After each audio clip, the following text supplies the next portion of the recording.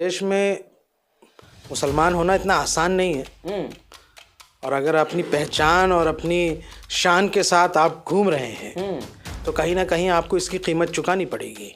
ये हालात हो, मुफ्ती अजहरी मेरे भाई हैं, उम्मत के मर्द मुजाहिद हैं, हम उनके साथ खड़े हैं। मुफ्ती अजहरी के साथ हैं आप? मैं उनकी सॉलिडरिटी में खड़ा हूँ। ये पूरी कौम खड़ी है। मुसलमान तो अल्लाह के अलावा किसी से नहीं डरता है, लेकिन हाँ, जब अपने बच्चों की सुरक्षा की बात आती है तो एक बाप अपनी नौजवान औलाद के लिए ज़रूर डरता है कि कल को वो कहीं से सफ़र में आ रहा हो और ट्रेन में कोई उसकी मॉब लिंचिंग कर दे। नमस्कार, आप देख रहे हैं 24 न्यूज में आपके साथ राशिद कमाल। हमारे साथ डॉक्टर शोएब जमई हैं, इंडियन मुस्लिम फाउंडेशन के राष्ट्रीय अध्यक्ष। इनसे बातचीत करेंगे। जिस तरह से जो है मुफ्ती सलमान अजहरी की गिरफ्तारी हुई, उसके बाद से लगातार जिस तरह के लोगों के बयान आ रहे थे, तमाम लोग अपनी राय रखे। असदुद्दीन ओवैसी की पार्टी लगातार जो मुखर होकर मुफ्ती अजहरी के साथ खड़े हैं। वारिस पठान से लेकर के बिहार के नेता अख्तर उल, तमाम लोग जो बयान दे रहे हैं। लेकिन कहा जा रहा है कि मुफ्ती अजहरी बेगुनाह है, तो कोर्ट का फैसला होगा। कोर्ट क्या कहती है, क्योंकि उनका जो बयान आया वो कह रहे थे कि जो है कुछ देर की खामोशी है, फिर शोर आएगा, आज कुत्तों का वक्त है, हमारा दौर आएगा। तो कहना क्या चाहते मुफ्ती अजहरी, इसको लेकर हिंदुवादी संगठन जगह जगह एफआईआर भी करवाई। एक जगह तो बेल मिल गया है, अध्यक्ष में अभी जो है बेल नहीं मिला है। तो इस मुद्दे पर चर्चा कर लेते हैं शोएब जमई से। शोएब जमई भी अपने बयानों के लिए चर्चा में रहते हैं। शोएब जी, किस तरह से देख रहे हैं, किस तरह का बयान है ये मुफ्ती साहब का? सर देखिए, इस देश में मुसलमान होना इतना आसान नहीं है। और अगर अपनी पहचान और अपनी शान के साथ आप घूम रहे हैं तो कहीं ना कहीं आपको इसकी कीमत चुकानी पड़ेगी। देखिए, मुफ्ती सलमान अजहरी साहब ने जो बयान दिया है उसको बहुत तोड़ मरोड़ के पेश किया गया, और वो इज़राइल और फ़िलिस्तीन के हवाले से अपनी बात रख रहे थे। उसको कुछ लोगों ने उड़ता तीर खुद अपने ऊपर ले लिया और समझते हैं कि उनको बोला गया, जबकि ऐसी बात नहीं है। मैं जहाँ तक वीडियो देख पा रहा हूँ उसमें तो कॉन्टेक्स्ट कुछ अलग है। अब झूठ बोलना, तोड़ मरोड़ के पेश करना, एडिट करके वीडियो करना, ये तो पुरानी आदत है। कोर्ट उसको देखेगी। अभी आप कह रहे हैं कि इस देश में मुसलमान होना आसान नहीं है, मुफ्ती साहब ऐसे बयान दे रहे हैं, तो सर फिर कैसे आप कह सकते हैं ये बात? देखिए, मैं शायद वो शब्द ना दोहराऊं, या मैं अगर होता उनकी जगह तो शायद अल्फाज का चुनाव कुछ और होता। जो भी हालात हो, मुफ्ती अजहरी मेरे भाई हैं, उम्मत के मर्द मुजाहिद हैं, हम उनके साथ खड़े हैं। मुफ्ती अजहरी के साथ हैं आप? मैं उनकी सॉलिडरिटी में खड़ा हूँ। ये पूरी कौम खड़ी है। हर किसी के साथ, जिसके साथ भी जुल्म होगा, जहाँ ज्यादती होगी, जहाँ जरूरत पड़ेगी, हम उनके साथ खड़े होंगे। ये अलग बात है कि कभी हमारे ऊपर भी एक मुश्किल दौर आया जब इस देश के हिंदुत्ववादी संगठन ने जो है नंबर 1 पे ट्रेंड चलाया था अरेस्ट शोएब जमई का, लेकिन हमारे साथ कोई खड़ा नहीं हुआ। मुझे इसकी कोई शिकायत नहीं है, लेकिन मैंने उस वक्त कहा था कि आज आप मेरे मामले में खामोश है, कल आपका भी दौर आएगा, कल आप भी टारगेट होंगे। आज मैं टारगेट हुआ हूं तो कल आप बचेंगे नहीं। और जो आज भी ये समझते हैं, जो हमारे एक्टिविस्ट हैं, नौजवान हैं, ये समझते हैं कि वो किसी के मामले में खामोश इस बात पर रह जाते हैं कि बोलेंगे तो क्या होगा, बोलना चाहिए, सेलेक्टिव होके करते हैं। आप ये जान लीजिए कि धीरे धीरे सब एक एक करके निपटाए जाएंगे। मतलब ये आप कहना चाह रहे हैं कि जो बोलेगा पीछे लोग पड़ जाएंगे, यही कहना चाह रहे हैं आप? जो बोलेगा उसको इतना हौसला रखना चाहिए कि उसको टारगेट किया जाएगा। प्रशासन आपके साथ नहीं, कानून आपके साथ नहीं, अदालतें आपके साथ नहीं, शासन आपके साथ नहीं, हुकूमत आपके साथ नहीं।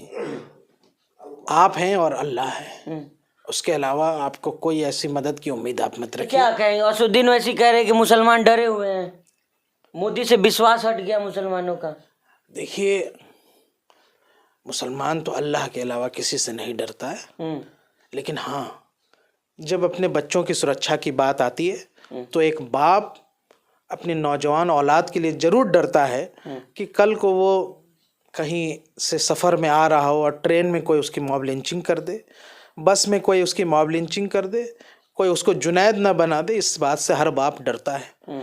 हर माँ इस बात से डरती है कि मेरी बिटिया कॉलेज गई है, मदरसा पढ़ने गई है, वापसी में कोई गुंडा उसकी हिजाब ना खींच ले, कोई उसकी इज्जत पामाल ना कर दे, इस बात से हर माँ डरती है, हर भाई इस बात से डरता है कि हमारी बहन जो है सुरक्षित वापस आ जाए, मेरा छोटा भाई सुरक्षित वापस आ जाए।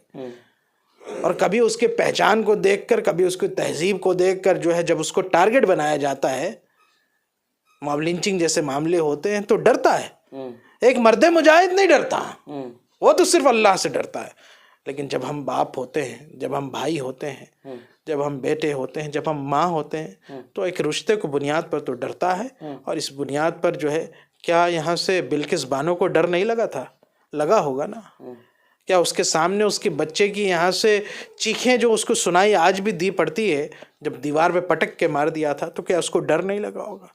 लेकिन उसके बावजूद भी सलाम है उसकी हिम्मत को कि उसने लड़ाई लड़ी है और उसने अदालत तक पहुंचाया इस मामले को, और दोबारा से उन जालिमों को वापस से जेल भेजने की नौबत आई है।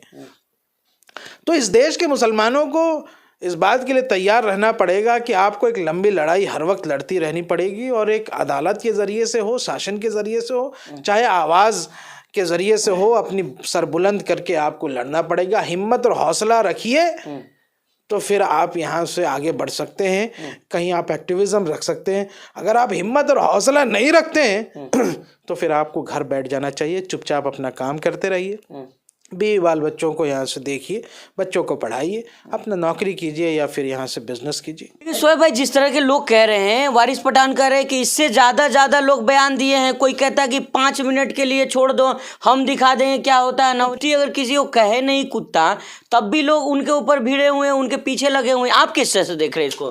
अरे तो उनका नाम सलमान अजहरी है ना, तो उस पर तो होगी ना कार्रवाई। नवनीत राणा पे कैसे कार्रवाई हो जाएगी भाई? या नीतीश राणे के बेटे पे कैसे कार्रवाई हो जाएगी? राजा सिंह पे कैसे कार्रवाई? गजब बात करते हैं। ये अमृत काल चल रहा है, अमृत काल में इन लोगों पे कार्रवाई नहीं हो सकती। हाँ, सलमान अजहरी या शोएब जमई हो तो उस पर जरूर कार्रवाई होगी, उस पर जरूर संज्ञान लिया जाएगा।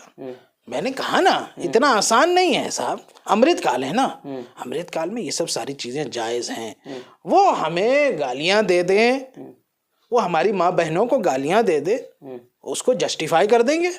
आपने देखा नहीं अभी मुरादाबाद में, वो गालियां देने को तो छोड़िए, दंगे करने को तो छोड़िए, कोई बजरंग दल का कार्यकर्ता अगर गौ हत्या करते हुए भी पकड़ा गया और पुलिस ने खुद उसको गिरफ्तार किया तफ्तीश करने के बाद, उसके बावजूद भी उन गौ हत्यारों के समर्थन में यहाँ से लोग खड़े हो गए, नहीं खड़े हो गए मुरादाबाद में। जो एक स्पष्ट यहाँ से बलात्कारी है, सजा याफ्ता बलात्कारी है, उनके समर्थन में गुजरात में लोग माला पहना के खड़े हो गए कि नहीं खड़े हो गए? जो एक स्पष्ट बच्चियों का यहाँ से बलात्कारी था जम्मू में, उसके समर्थन में यहाँ से तिरंगा लेके खड़े हो गए कि नहीं खड़े? आप किसकी उम्मीद करते हैं? कोई नैतिकता बची है? याद रखिए, चाहे वो बलात्कारी हो, चाहे वो डाकू हो, चाहे वो चोर हो, चाहे वो यहाँ से दंगाई हो, चाहे वो आताताई हो, अगर उसका नाम मुसलमान जैसा नहीं दिखता है तो उनके समर्थन में ये संगठन भी खड़े हो जाएंगे और मीडिया भी खड़ी हो जाएगी और सारे लोग खड़े हो जाएंगे। साहब, आप क्यों नहीं समझते? ये अमृत काल का एक उसूल है। शोएब भाई, कुछ दिन पहले आपके पीछे भी हिंदुवादी संगठन पड़ी हुई थी, आप पे भी लगातार कहा जा FIR होगा।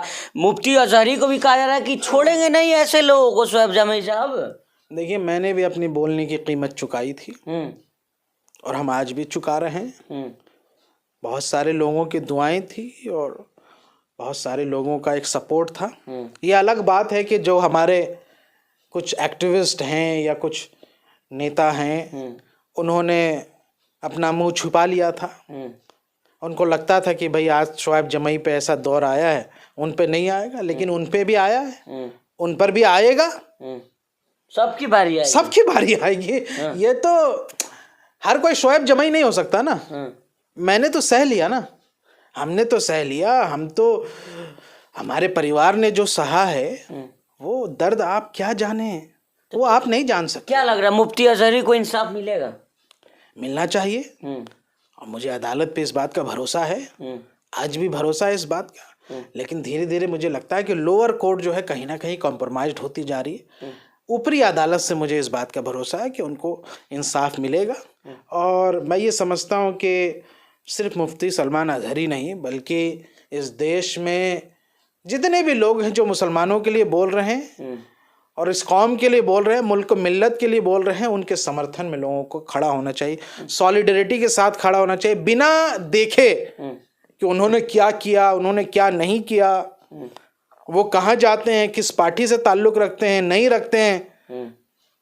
अपनी तमाम रंजिशों को छोड़ करके मुसलमानों को एक मुश्त हो करके अपने नेताओं, अपने बोलने वाले लोगों और अपने लिए आवाज़ उठाने वाले लोगों के साथ खड़ा होना पड़ेगा। अगर तुम्हारी ये खसलत और फितरत रहेगी कि तुम लोगों के पाँव खींचते रहो, उनकी लेग पुलिंग करते रहो, उनसे अपने आपसी रंजिश रखो, मन मुटाव रखो, तो मुसलमान ही मुसलमान का दुश्मन है। हमें दूसरे दुश्मनों की क्या ज़रूरत है। लेकिन कहा जा रहा है कि सांप्रदायिकता फैलाने के लिए जहरीला मौलाना है, जो है दो समुदाय के बीच झगड़ा करवाना चाहते थे मौलाना।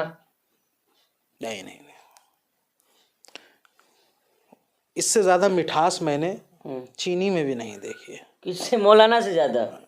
ये बहुत मिठास वाले अल्फाज हैं।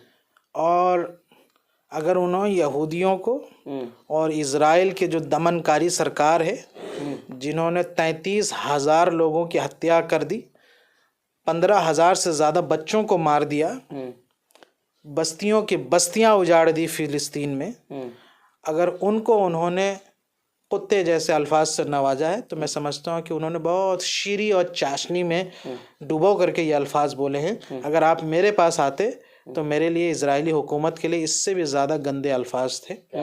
और आप क्या कहते? अरे मेरा वक्त आएगा तो हम बोलेंगे। हमारा वक्त आएगा जब हम मजमे में होंगे तब हम बोलेंगे। लेकिन ज़बरदस्ती इजराइल को वो बातें कह रहे हैं, आप जबरन खुद ब खुद उड़ता तीर लिए फिर रहे हैं कि मुझको कहा। ये तो ऐसी बात होगी, मजमे मैंने कहा कि चोर, तो सामने वाला आदमी नहीं मैं चोर नहीं हूँ, तो कोई खुद ब खुद अपने आप को बोलने शुरू कर देगा। यहाँ पे फिर FIR क्यों करवा रहे हैं सर? अगर वो इजराइल के लिए बोले तो यहाँ हिंदुवादी संगठन FIR क्यों करवा रही है? कह रही मौलाना को छोड़ेंगे नहीं, भड़काऊ बयान दे रहे मौलाना। अपने अब्बा के समर्थन में तो सब खड़े होंगे ना। अब्बा कौन है? इजराइल के समर्थन में तो खड़े हो। इनको तो बुरा लगेगा ही ना कि भाई इनके वालिद को ऐसा बोल दिया है, तो इनको बुरा लग गया। अब वो वालिद के समर्थन में खड़े हैं, इसमें बुरी बात क्या है? नहीं, लोग तो कह रहे हैं एक विशेष समुदाय को बोला गया है। नहीं, मैं ऐसा नहीं समझता। जहाँ तक मैंने वीडियो देखा है, उसकी जो समीक्षा आप करेंगे तो समझेंगे कि उन्होंने उस पूरे आगे और पीछे का जो देखेंगे आप निकाल के, तो उन्होंने भारत के किसी समुदाय के बारे में नहीं कहा है, हिंदुस्तान के किसी लोगों को नहीं कहा है। और मैं नहीं समझता हूँ कि इतने बड़े आदमी और इतना समझदारी रखने वाले वो इस तरह के अल्फाज का इस्तेमाल करेंगे। लेकिन हाँ, आगे से मैं ज़रूर ये उनसे गुजारिश भी करूँगा और अपने दूसरे नौजवान साथियों से भी कि थोड़ा मोहतात होकर के रहें, संभल करके अपने अल्फाजों का चयन करें और अपने जज्बात को सही तरीके से चैनलाइज करें। एजुकेशन के सेक्टर में हो, सियासत के सेक्टर में हो, डेमोक्रेसी में हो, और संविधान के दायरे में रह करके बोलना चाहिए। इस बात की वकालत मैं ज़रूर करूँगा। अच्छा, देश के मुसलमानों से क्या कुछ कहना चाहेंगे? क्योंकि कुछ दिन पहले आप भी बयान दिए थे, तो आपके पीछे आपको भी जो वो झेलना पड़ा था, तो मुफ्ती अजहरी के साथ भी वही हो रहा है। मुसलमानों से क्या कुछ कहना चाहेंगे आप? मुसलमानों से इतना कहना चाहूँगा कि जो कौम अपनी हालत खुद नहीं बदलना चाहती है, उसकी हालत अल्लाह भी नहीं बदलते हैं। और ये आप जान लीजिए कि जब तक आप ये समझते रहेंगे कि दूसरे के कंधे पे बैसाखी के सहारे हम सियासत करते रहेंगे, आपके लिए कोई आवाज़ नहीं उठाएगा।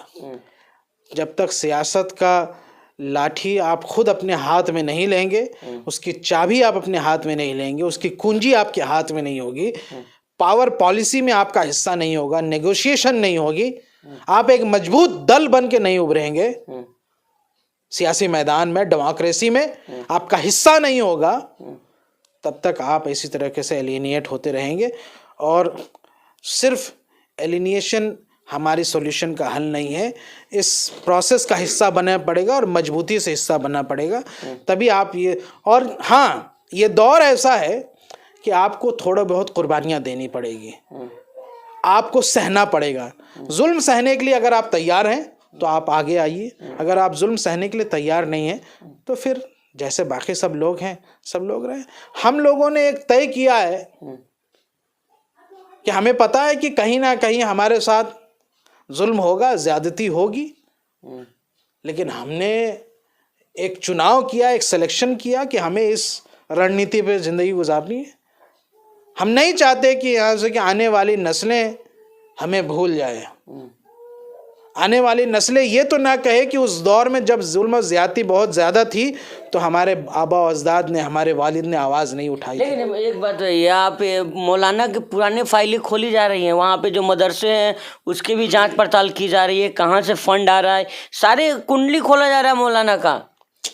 अभी तो ईडी भी भेज सकते हैं, सीबीआई भी भेज सकते हैं, इसमें कोई मुश्किल बात नहीं है। ठीक है, अलग अलग जगह एफआईआर भी हो रहा है। देश के जो दूसरे मौलाना हैं उनको भी थोड़ा सा मोहतात रहने की ज़रूरत है। तो बहुत सारी चीज़ें हो सकती है। अब सवाल ये होता है कि अगर ये राजा सिंह होते, अगर ये साध्वी प्रज्ञा होती, या ये नीतीश राणे के बेटे होते, या फिर कोई हिंदुत्ववादी संगठन का नेता होता, तो अभी उनको फूल मालाओं से स्वागत किया जाता। ये विडंबना इस देश की, और क्या कह सकते हैं। बहुत शुक्रिया बात करने। धन्यवाद। तो ये थे हमारे साथ शोएब जमई, जो तमाम मुद्दे पर चर्चा कर रहे थे। शोएब जी जिस तरह से कह रहे हैं कि जो है मुहतात रहना होगा और अपनी जो बातें रखनी है, बयान देने और संविधान के दायरे में दे, जिससे दूसरे को ठेस ना पहुँचे। आपकी क्या राय है इस वीडियो पे हमें ज़रूर बताइएगा। बहुत बहुत धन्यवाद, शुक्रिया।